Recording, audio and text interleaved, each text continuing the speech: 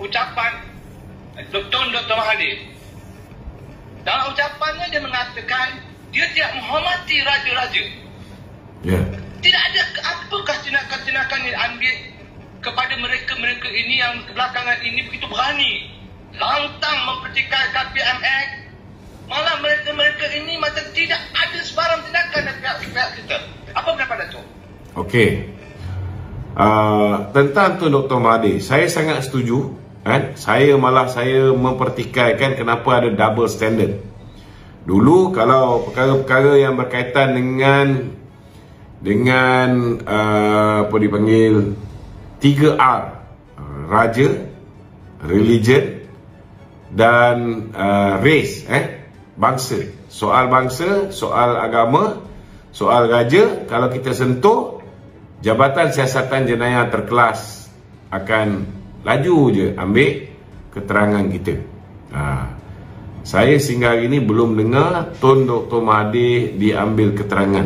Dia ada dua kemungkinan, tuan-tuan. Kalau nak kata Jabatan Siasatan Jenayah Terkelas langsung tak kacau diorang pun tak betul. Sebab Salim Iskandar sudah pun memberi keterangan, sudah dipanggil oleh pihak Jabatan Siasatan Jenayah Terkelas. Okey. Tetapi bacaan politik saya, disebabkan kita sekarang ni tinggal lagi 2 bulan. Mungkin hujung bulan 6 ni bubar, hujung bulan 7 kita pilihan raya. Jadi kita tak nak bagi mileage ataupun kita tak nak bagi peluang untuk orang macam Mahathir mendapat undi simpati. Contohnya, kalau katalah kita panggil dia kena pergi balai polis, terus keluar Mahathir ditahan pihak polis. Mulalah dia dapat simpati dan sebagainya, walaupun dia hanya datang memberi keterangan. Ini kita kena faham, dia orang punya mainan. So Mahathir, kita tengok dia memang sengaja menghentam ke bawah Duli Yang Maha Mulia Tuanku Sultan Johor. Dia tahu bahawa benda ni boleh menyebabkan dia disoal siasat oleh pihak polis dan boleh didakwa di bawah Akta Hasutan. Dia tahu. Tapi kenapa dia buat juga? Jadi kita pun kena faham. Orang macam Menteri Dalam Negeri Datuk Seri Saifuddin pun bukan orang baru dalam politik. Saya belajar pidato pun dengan Abang Din ni. So dia memang seorang yang berpengalaman, tuan-tuan. Jadi dia pun tahu Mahathir ni kita kena handle with care. Jangan sampai kita termasuk perangkap dia. Dia nak main politik simpati, jangan sampai kita masuk perangkap dia. Terutamanya sebelum pilihan raya di 6 buah negeri ni. Itu sebab sehingga pilihan raya dibuat 6 buah negeri ni, kita tengok orang macam Hamzah Zainuddin, mungkin dia akan terselamat seketika. Orang macam Ismail Sabri mungkin akan terselamat seketika. Orang macam Haji Hadi mungkin terselamat seketika. Orang macam Mahathir Mohamad mungkin terselamat seketika. Tetapi kalau kita nak tengok tindakan tegas, sebenar-benarnya mungkin hanya akan berlaku selepas pilihan raya di 6 buah negeri ni. Ini bacaan politik saya, tak semestinya betul. This is my prediction. Saya punya bacaan politik, political reading. Okey.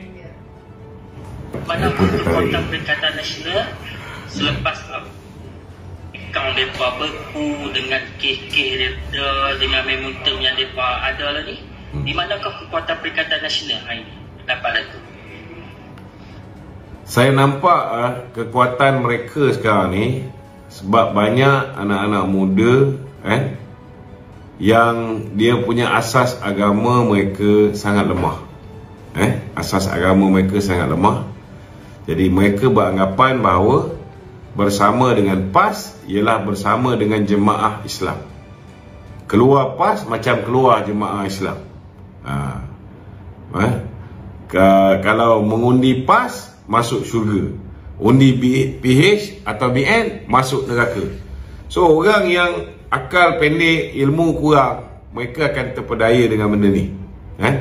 Dan ini antara benda yang menyebabkan golongan muda, khususnya orang yang mempunyai pendidikan mungkin tak mendalam, tetapi ialah pasal dia ambil jurusan Islam dan sebagainya. Ketika di universiti, mereka mengikuti usrah-usrah ustaz-ustaz PAS ni, nakil-nakil pun kebanyakannya yang daripada PAS.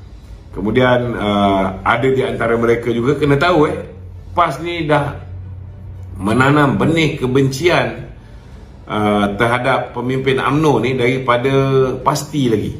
Dan sekarang ni mereka menuai orang-orang yang belajar kat PASTI PAS ni, hari ni dah sampai ke universiti, ada yang dah keluar universiti. So hari ni PAS sudah mula menuai hasil ni. Ini antara benda-benda yang saya nampak kekuatan PAS.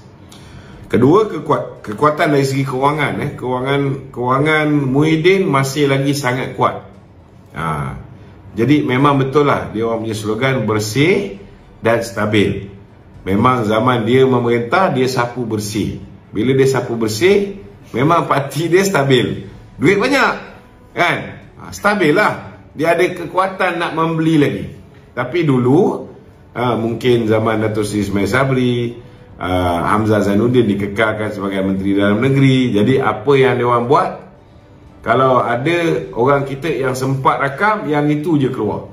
Tetapi tangkapan ataupun pihak SPR, polis, tidak ada sebarang tangkapan, walaupun rasuah terhadap pengundi itu dilakukan secara skala besar-besaran. Tidak ditangkap right-handed. Tapi lepas ini duit-duit mereka yang dah dibawa keluar belum tentu mudah untuk dibawa masuk dalam. Duit-duit mereka yang dalam sistem memang dah kena beku, tetapi sebenarnya duit mereka yang sebenarnya di luar sistem, disimpan dalam kontena ke, disimpan bawah tanah ke, disimpan di janda baik ke, di rumah janda ke. Macam-macam boleh jadi. Duit ini mereka masih boleh pakai, cuma kalau dulu mereka berleluasa. Sekarang pun kita sudah pastilah kita akan mempersiapkan jentera-jentera kita, spy-spy kita untuk masuk dengan hidden camera untuk merakam majlis angkat sumpah wallahi saya akan undi PAS. Benda tu tidak akan dengan mudah boleh berlaku. Dan kalau dulu kita lihat orang muda ni biasanya niat dia nak kerajaan yang bersih.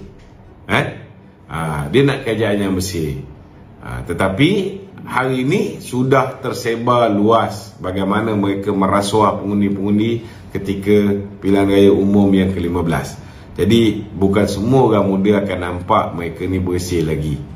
So ini antara perkara-perkara yang mungkin akan menjadi pertimbangan orang muda, dan mungkin juga akan menyebabkan mereka hilang undi. Di sebelah kita pun ada kelemahan. Kelemahan kita buat kali pertamanya BN UMNO kerjasama dengan DAP. Kerjasama dengan PKR mungkin mudah, kerjasama dengan Amanah mungkin mudah untuk diperjelaskan. Kerjasama dengan DAP ni memang sudah pasti akan memakan masa yang lama untuk buat orang faham. Dan ini advantage bagi Perikatan Nasional. Okey? Adalah beberapa benda-benda lain, bila mana mereka duduk dalam kerajaan, mereka belanja sesuka hati, pinjam sana, pinjam sini.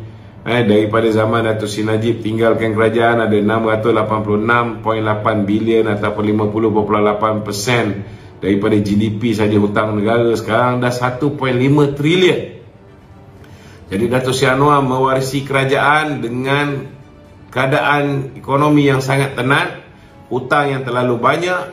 So terlalu banyak bicara-bicara Dato' Seri Anwar Ibrahim ialah tentang soal penjimatan, tentang soal nak elak daripada ketirisan, nak elak daripada rasuah, yang boleh memarahkan ekonomi negara ini daripada berlaku. Jadi bila kita tidak berbelanja, orang meniaga akan hidup sengsara. Bila orang meniaga hidup sengsara, orang bekerja dengan orang meniaga pun akan hidup sengsara. So spending power rakyat ini kurang. Bila spending power rakyat kurang, dia akan memberikan kesan, banyak kesan. Ekonomi mungkin boleh menguncup. Betul lah kita punya pertumbuhan ekonomi 5.6%. Tetapi kena ingat, kerana kita pernah tutup sektor ekonomi kita, bila kita buka, sudah pasti ianya akan berkembang. Tetapi adakah pengembangan ini memadai, mencukupi?